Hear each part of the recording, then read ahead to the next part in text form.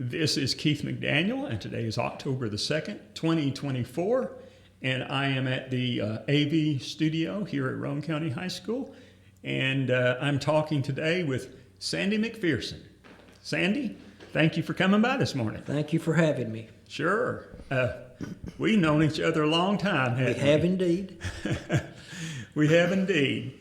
So this is about you and your life and your time in Kingston, and I always like to start at the very beginning. So tell me, where were you born and raised? Well, I was born and raised in South Knoxville. Mm-hmm. I grew up in South Knoxville.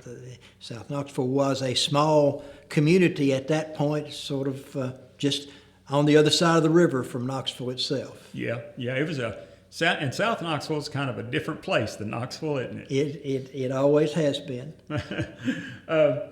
So what did your parents do?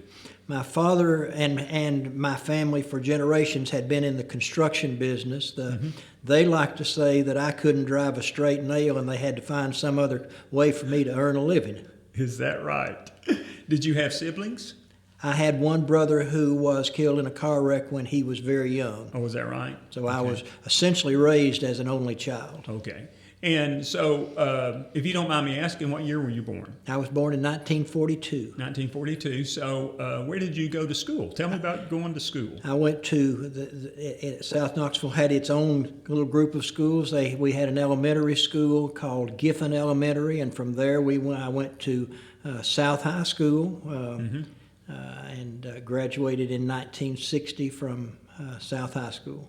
When you graduated high school, did you know what you wanted to do? I really did not. I was able to go to the University of Tennessee and start in a liberal arts curriculum and get a taste.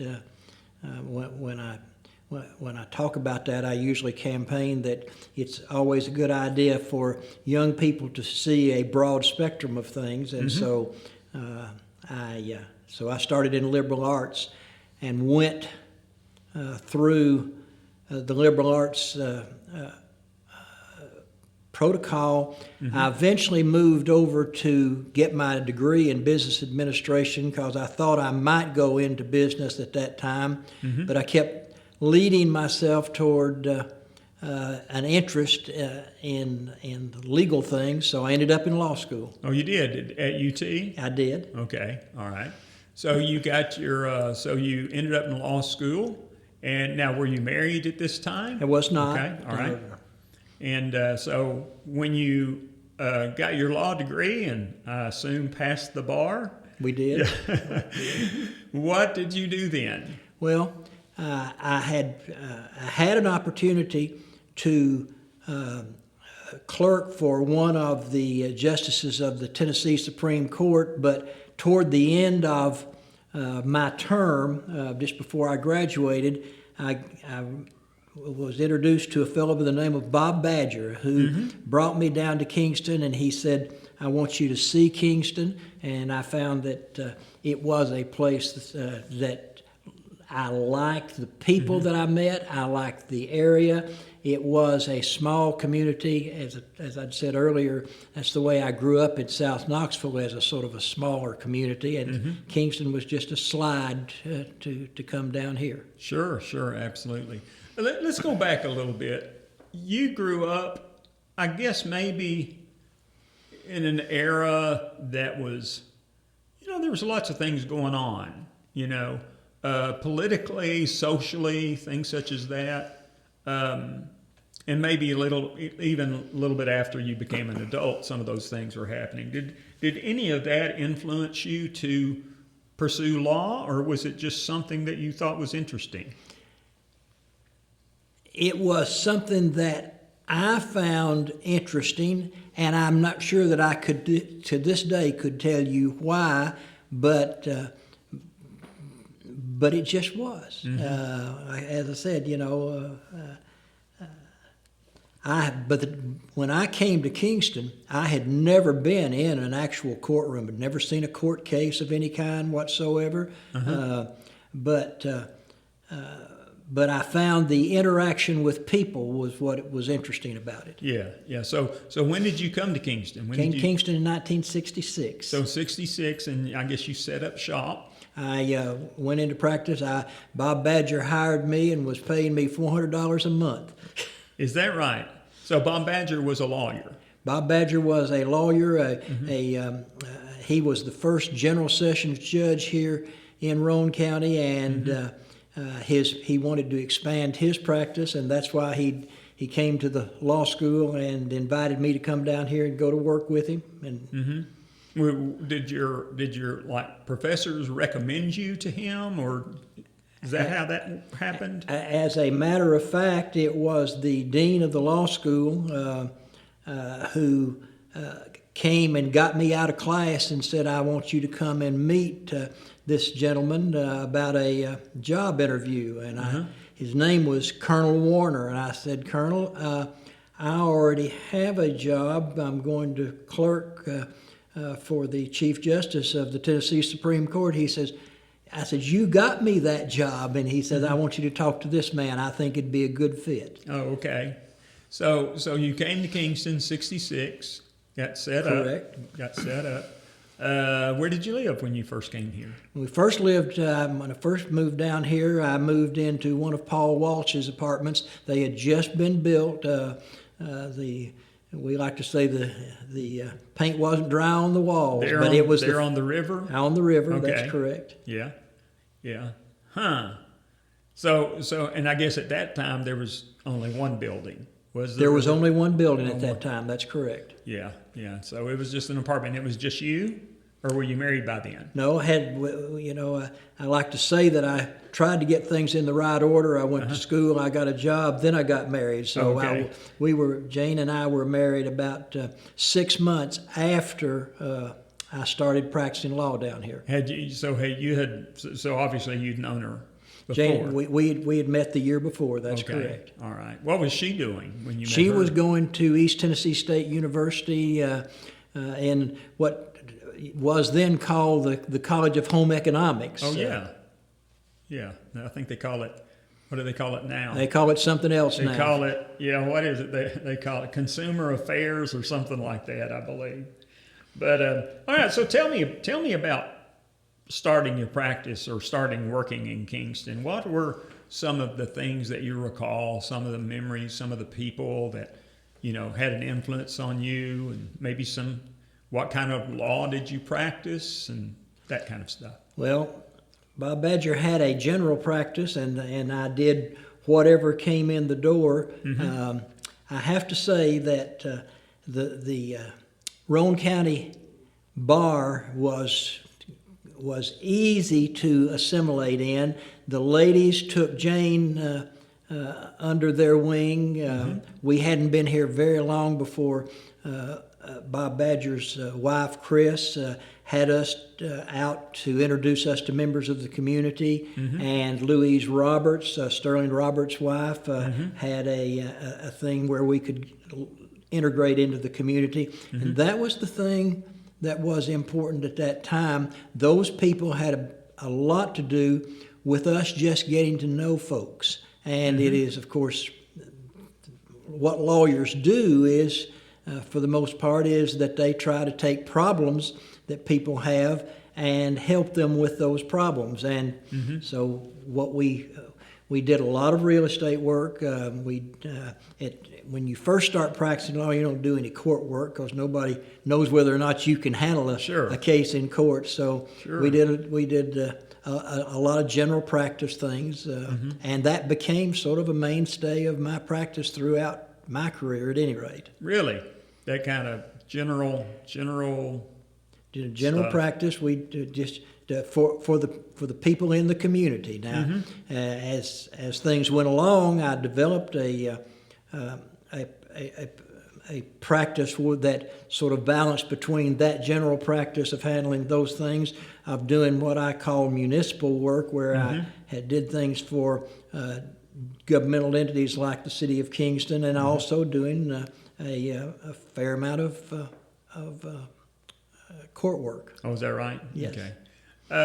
So what were some of the issues? What were some of the was there any big issues that you involved in the early days as far as legal cases or that impacted the county or the city?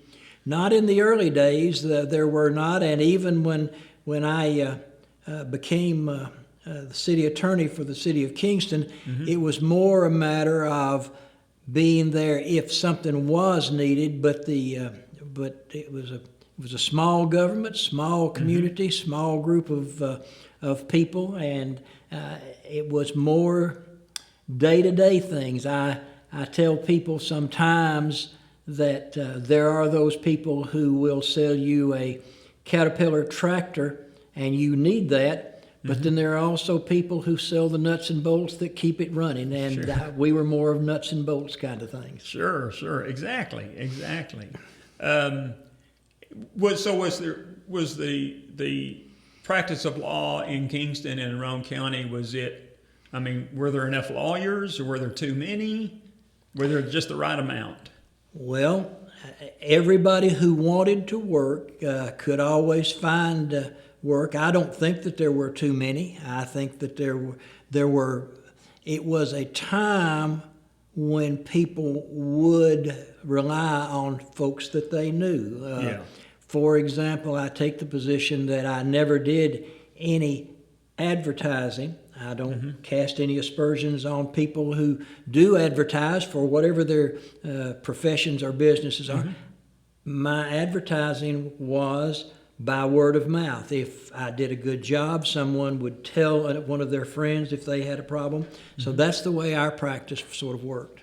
And I guess, as I recall, I could be wrong about this, but as I recall, lawyers didn't advertise a lot back We did not. years ago because it was kind of maybe looked down upon just a little bit, didn't it? We always took the position that as lawyers we had a profession instead of operating it just as a business. Of course, we had to have an income that would support our families, but we took it more as a calling. And at that time, when I was going through law school and for years after, no, we didn't do any advertising. That, of course, has changed now. Apparently, there's a lot of those kind of things that go on.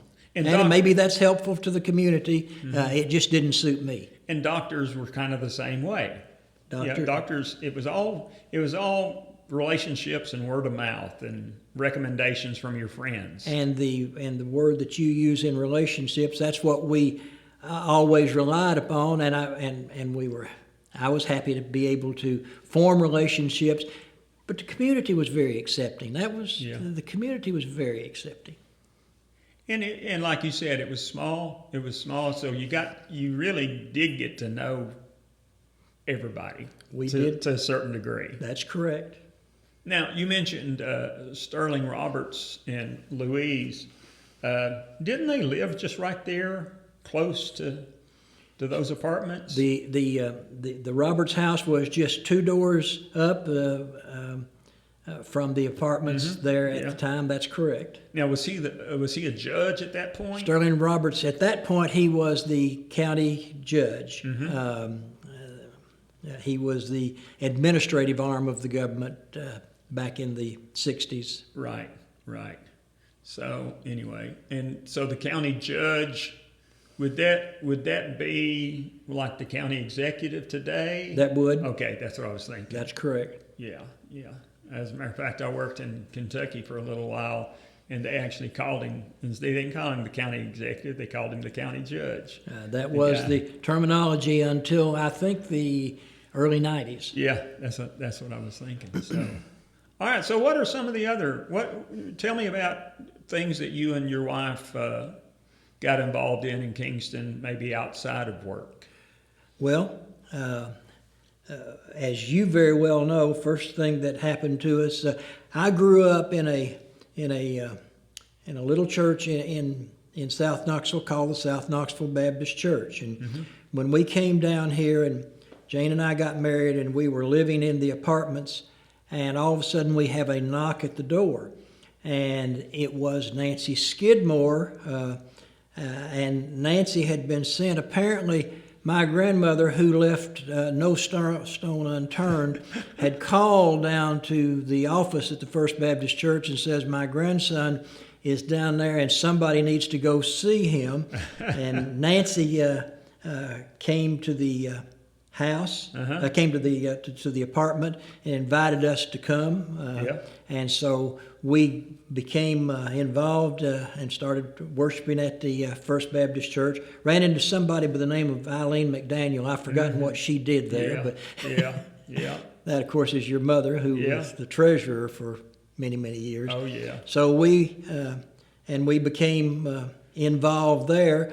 I don't know how it is in other churches, but those people at the First Baptist Church, first of all, were very welcoming, and second, we've got somebody we can put to work. Oh, yeah. And so we started early on teaching what was then a class for young people on Sunday evenings.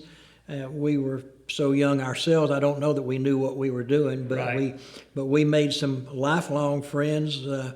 Alan Eldridge, who you will remember, who was part of that group. But and it just so from that standpoint, that formed the basis of where we would unite ourselves from our religious perspective. But as I said, people were so welcoming. Jane became a working member of a ladies group that they called the Anacusa Club, and they were involved in all kinds of community projects. I became involved with the Kingston JCs. They were very active back at that time and made lots of friendships. Once again, accomplishing little things that sometimes it took a group that to get something done. Yeah, sure. Because it's kind of like, a community, small towns community. If something's going to get done, you can't rely on the government to do it for you. Sometimes you just have to say, we're going to do this ourselves. Sometimes we mix those two words up of community and government. I know we fuss a lot about government these days, but government is just organized community. And the community, you are either an individual or you are at times a member of a community, and whether or not you, I like to say that the community looks after people. That's what's going on right now, of course, up in the flood-ravaged areas up in Upper East Tennessee. The community is taking care of things, but government is just organized community. Sure. There is a place for organization too. And so, yes, the individuals would pick up and do things. To be sure, even to this day, to see that sports programs are organized so that young people have an opportunity to enjoy themselves and to progress, and so community and government are somewhat intertwined as far as I'm concerned. Right, sure. Now, so you came to Kingston in '66, and I guess by then, had schools in Kingston been integrated yet? Yes. I think they integrated probably in the early '60s. That's correct. Yeah. Do you remember was there any racial upheaval or anything like that in Kingston that you can recall that caused issues? I do not recall any racial issues. Kingston never seemed to show that much. I'm sure that there were people who either actually had grown up with racial attitudes, but they didn't necessarily show. I mentioned the Kingston JCs, and the Kingston JCs had members of both white and black races. We all got along together, and I don't remember anything, any upheaval at all. Now, that's not to say that some of the people that you might talk to who suffered from some racial prejudice wouldn't see it a different way. But Sure. you have to see it through your own lens. Yeah, absolutely, absolutely. That sort of goes along with small town life. That they say that in small towns you really don't have Republicans and Democrats. You've got people that are just willing to serve their community, in whatever the best way is. So, as it happens, I saw a little clip. I mentioned briefly about what was going on up in the Upper East Tennessee, and they were talking about neighbors helping neighbors, and somebody asked the question about whether or not if they had a political sign of one party or the other, did that make any difference in whether they were going to be helped? And they were uniform in saying, that's got nothing to do with this. Yeah. The people need help. We're going to help whoever's there. What are some of the big issues through the years that you've seen that the city has had to face, or maybe even the county, that people work maybe to resolve, or things didn't get resolved? Because you have a unique perspective. You're an attorney. You know people. You know people. You know the opinion leaders. You know people in I don't want to call it power, but people who have some authority over certain areas. And you also, like you said, were active in the church, so that probably opened up a kind of whole new group of people that you got to know. My friend Bobby Collier, who was for many years on the Roane County Commission, used to talk about the fact that you had to have both the big picture and the little picture, and I carry that with me because that's absolutely right. I will give you a couple of three examples of things that I saw that the Kingston City Council had to deal with from time to time.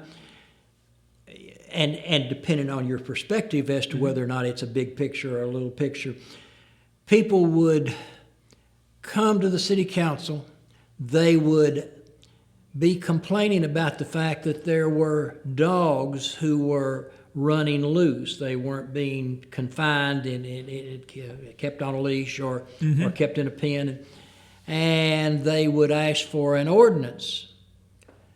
And the city would pass an ordinance that confined the dogs, especially the dogs, although we had one where we said that we were going to also confine cats. Nobody ever said how you were going to catch one, but nonetheless, the city council would pass an ordinance dealing with regulation of animals, of dogs. Yeah.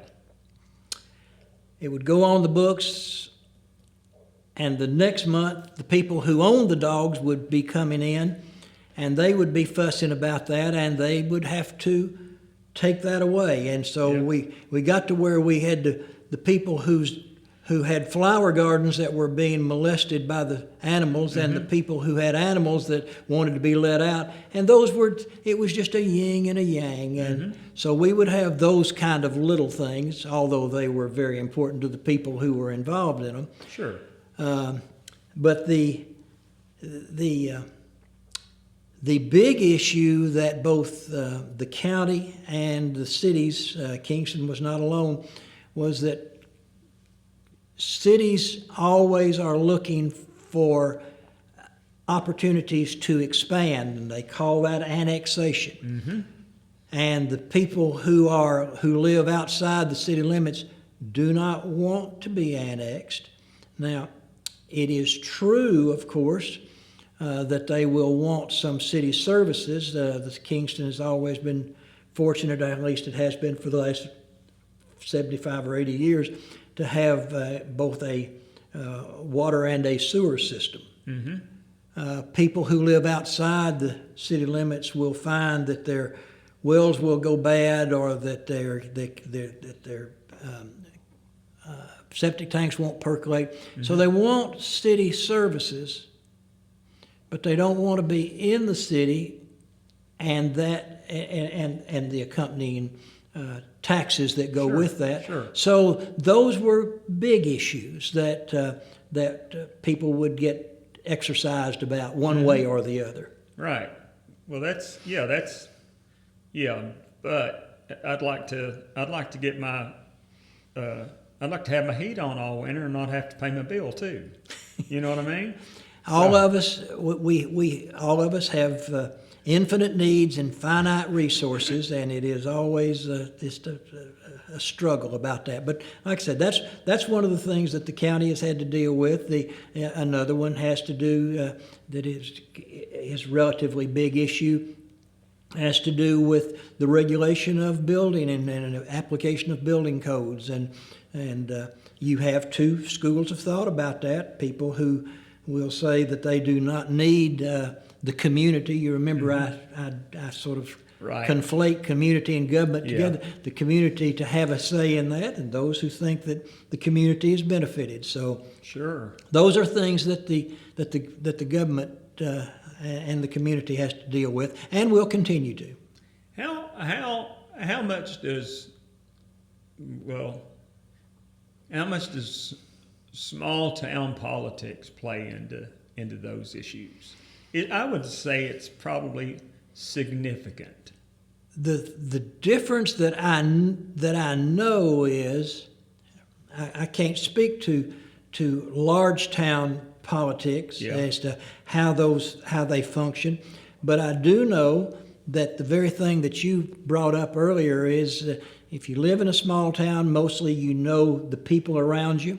Likely you know the people that you have elected to go to office, and you're not the least bit bashful about picking up the phone or buttonholing them at the Food City and telling them, here's an issue that I am dealing with. So knowing that your neighbors and knowing what their problems are is both a help and a challenge to those who are involved in community activities. Yeah. And I guess one of the challenges would be, a lot of these people are leaders, business owners, people with some sort of influence, and maybe occasionally they'll want a special favor that's not always in the best interest of everybody.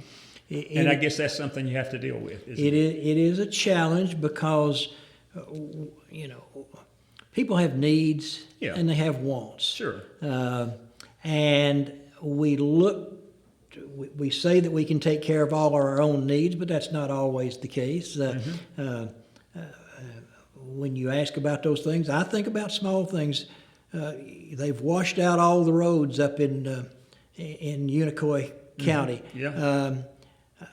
Nobody thinks about the fact that the roads do in fact get paved, that they do have to have maintenance until you get your own pothole out in front of your house. Yeah. And then that becomes a problem, and you want someone to do something about that. And in a small community, you have the communication between the local government and the people that you might not have in a big city. Yeah, that's true. Everybody kind of knows everything that's going on and what the issues are, and in a good community will work to try to resolve to the best of their ability, I guess. So, I would think. Kingston has always,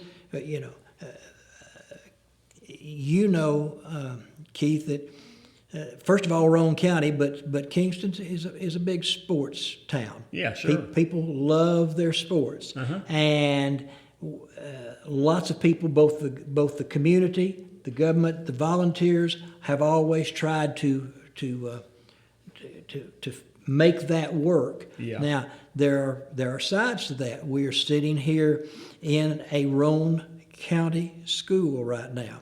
There are always times when we want to, when people talk about how the best to educate our children, and that's one of those things that I have seen all all the time I've been here in Kingston is the issue of school consolidation. Right. Okay. But when you think about school consolidation, there are those folks who take the position of that will diminish the community spirit for each of the individual towns. Right.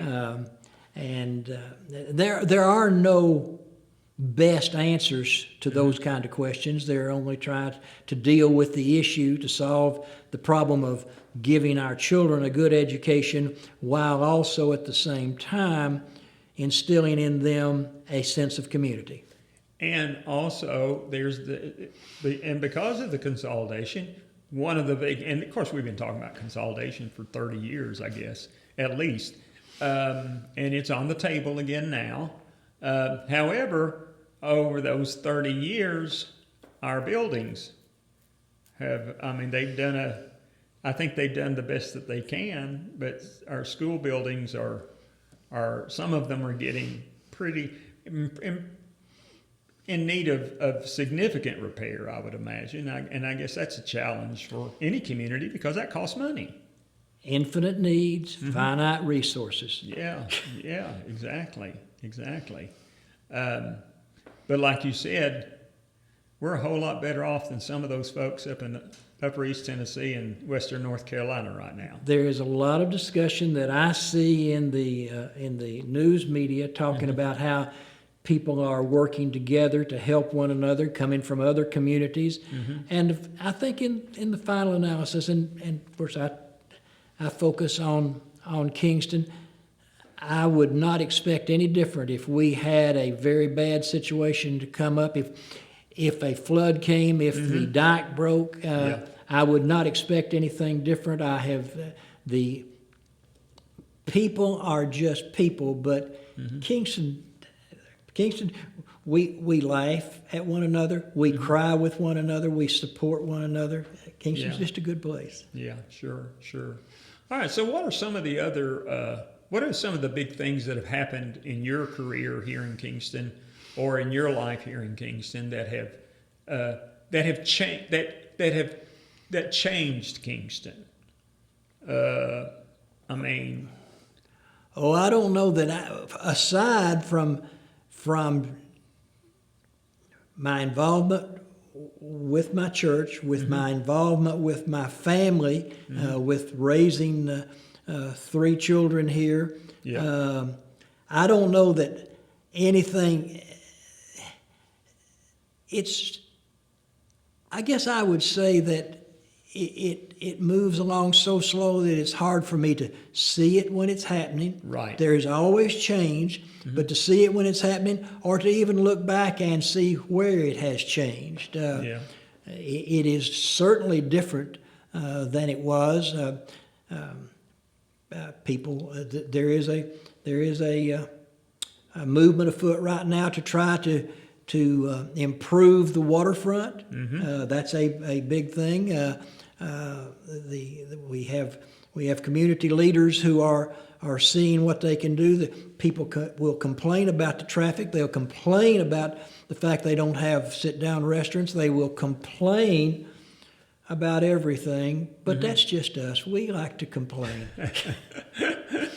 Right. And I would imagine Kingston has benefited from being maybe a bedroom community to Oak Ridge and some even to Knoxville, folks that choose to live here and work someplace else, because those jobs are good jobs, and they're some good education. People that have those jobs, a lot of them have a background in good training and education. So I imagine that has benefited us. During all the time that I have been here, Kingston has always, of course, been known as a bedroom town. It was before I came, as soon as Oak Ridge started, and even when TVA was getting started. There were workers who came in, and they liked the area. They assimilated into the community, and I think that's important. Is You may come and you may find that people are somewhat different from you, or you may find that they are a lot alike. One of the things that I was able to be involved in for many, many years was the Kingston Rotary Club, and the Rotarians would get together. They would always come from different backgrounds, but because Kingston is such a bedroom town, more of them worked at Oak Ridge than would work in the local community. There were some of us, I of course had my law practice here. You would have some who operated some small businesses, but we had a lot of Oak Ridgers. And that gave all of us an opportunity to talk with one another, to understand a different point of view. Yeah. Because we come with different points of view, and whatever you do in your vocation, you will be focused in some area, and you may not understand that other people see a different focus. Sure. The Rotary Club was a great opportunity, and because there were so many Oak Ridgers, people who worked at Oak Ridge in the Kingston Rotary Club, every week each one of us would bring in a program, a speaker, someone who would make a presentation in some way or the other. And they had access to people from all over the world. And you would have people from China, you would have people from New York City, you would have people from all over. And that also gave you an opportunity not to become isolated in your own thinking. It broadened your perspective. Right. Because sometimes, if you're in a small town and you're not exposed to the other things, you kind of get blinders on sometimes, and you can't see the other perspective. So, were you involved in it at all in Roane State when it first opened in '71? I was not necessarily involved. The entire community was pressing to have Roane State here. You know that there was also a big push to have Roane State's main campus in Oak Ridge at the time that they were starting the community college system with the Real Press. So I didn't have any involvement in it as such. I was privileged to get to already know some of the people that came and worked there, like Jim Kring, and of course Kyler Dunbar came to be the president, and I could interact with them. Occasionally, I could go down as a lawyer, and they would have a program, and I would go and involve myself in their program. But Roane State has been a great boon to this area. We need to support it, and we do. It gives young people one more step, one more tool in their toolbox. I mentioned early on that I went to the University of Tennessee, and I studied in liberal arts, and I really enjoyed studying the liberal arts curriculum. Not everybody likes to do that kind of study, but everybody likes to do something. I think it is unfortunate that we're not using some of our resources to train young people to do things that they are interested in. I don't think we've even got a thing called a shop class anymore. I'm not sure we've got anything that we call a chorus anymore. And I think the arts are important. And I do understand why we have problems with funding to give children those opportunities. But Roane State is another tool that they can use. Yeah, and TCAP. And TCAP is a great resource here. Glad that they're expanding. Because there's a lot of kids, and I didn't think much about this until I started teaching here. There are a lot of kids that college is probably just not the right choice for them. at least not at the time that they get out. Exactly. Because they view this business of having to read a book and take a test as being boring. Yeah, yeah, exactly. And exactly. and if they, when my children were growing up, we had a neighbor who didn't their middle child didn't want to go to college. Yeah. And we had noticed every great once in a while he would come over to our house and we would find a bicycle that had been taken completely apart.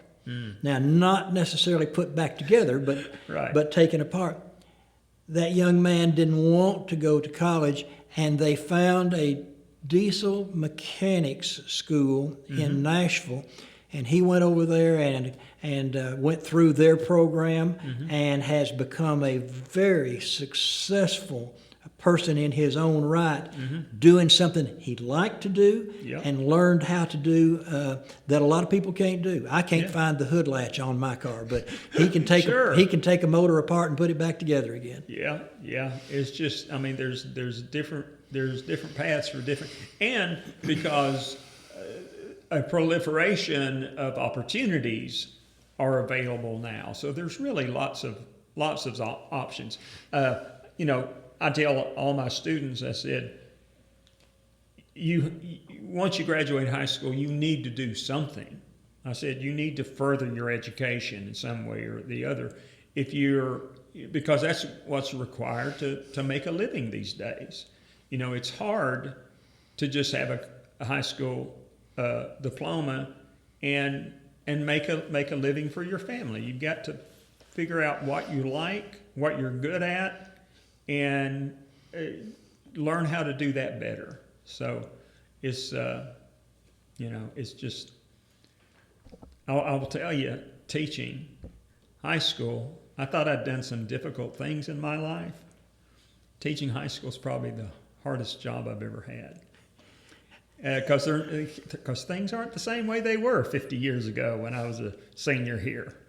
I was asked one time several years ago to teach a teenager group at First Baptist Church in a vacation Bible school setting. Yeah. And what I found out was I had absolutely no aptitude at dealing with teenage boys and girls. 15-year-olds. They were. Yeah. I didn't have the approach that they needed, and that's how I would look at it. Is they needed someone who could approach them in a different way than my arguing a case to a jury would do. Sure. Talk a little bit, and I know you can't probably go into specifics, but what are some, you said later on, or the latter part of your career, you did a lot of courtroom work. What are some memories of that? Maybe the people that you dealt with, the judges, the other attorneys? Well, as I said, when I came here, the Roane County Bar was a relatively cohesive group of people. We liked getting together. We talked with one another. That old cliche about how we could go in the courtroom and just argue and fight and all this kind of stuff, and then go have lunch. Yeah, that was absolutely true. What we wanted to do was to say for our clients what they could not say for themselves. Right. It was nothing. Courtroom was nothing more than that. To present. You talked sometimes about telling a story. My courtroom experience has always been, whether you're talking to a judge or whether you're talking to a jury, you have to tell a story, and that story has to be what your client needs to have told. Right. Clients always want to win. Lawyers always want to win. but it is probably more important that the jury look at two stories and find out which one of them needs to have something that they can do to address it, whether it is, and sometimes it's very unfortunate. I didn't do much domestic work, divorces and things of that nature. It always bothered me that the people were involved were all hurting. Everybody was hurting, whether it was the wife, the husband, the children, they're all hurting. Right. So I didn't do much of that. But when our system was such that they needed to have a judge in that, usually in those instances, make a decision, they needed to have their side presented, and then they needed to have somebody who could sift through. Now, most people come out of court, nobody's ever really much satisfied. Yeah. Because they don't always get what they want. Sometimes they don't get anything. Sometimes they don't get as much. Right. Sometimes it's just a matter of money, and that doesn't solve the hurts. Yeah. So the courtroom was an opportunity for us to tell stories, and and I think that's generally what we would do. If I would tell young people anything about, if they're interested in the practice of law, there are essentially two areas. The British have got it sort of right. They have what they call solicitors and barristers. The solicitors do the normal kind of work that a community might need, helping people start businesses, helping people adopt children, helping people transfer their properties, things of that nature. That's what solicitors do. Yeah. And we have, that's a part of our practice of law. Yeah. And the barristers are the ones who actually present the cases in court, and they will tell those stories, and they're important too. So that system works very well for them. We just sort of conflate it together, and I've enjoyed all of it. But if I have done anything at all, it is to enjoy sort of facilitating bringing people together and seeing if we can solve a problem as opposed to winning. Right. Winning is not as important as solving the issue. Now, my understanding is you still get together, maybe on a weekly basis, with some of your colleagues. Tell me about that. As some of us began to retire, we would go down and meet at least once a week down at Mama Mia's, and we would sit and we would eat pizza, and we would tell lies to one another. We would tell stories, and then of course Lottie died, and there wasn't any real place that we could go. And by that time, I had retired, and I have a conference room, and so yes, at least once a week, a group of us who are retired will get the opportunity to get together, and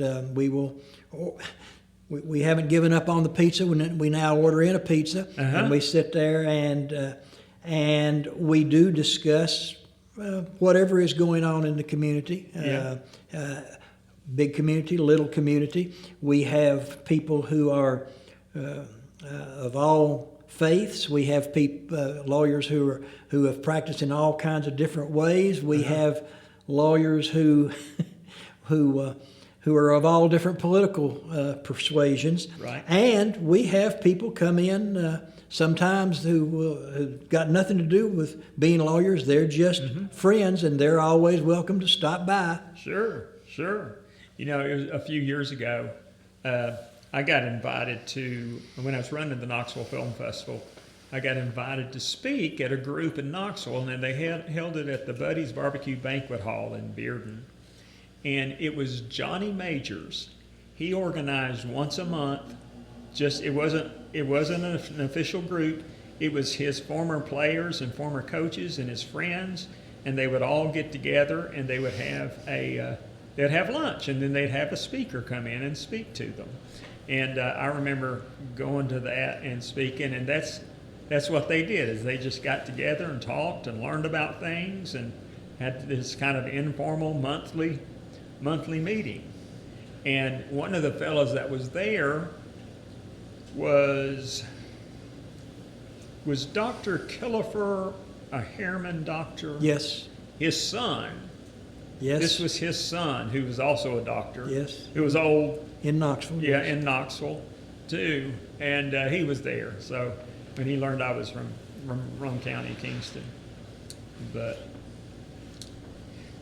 all right. So what is there anything that I've not asked you about that you think you'd like to talk about your time in Kingston? We talked about a lot of different types of things.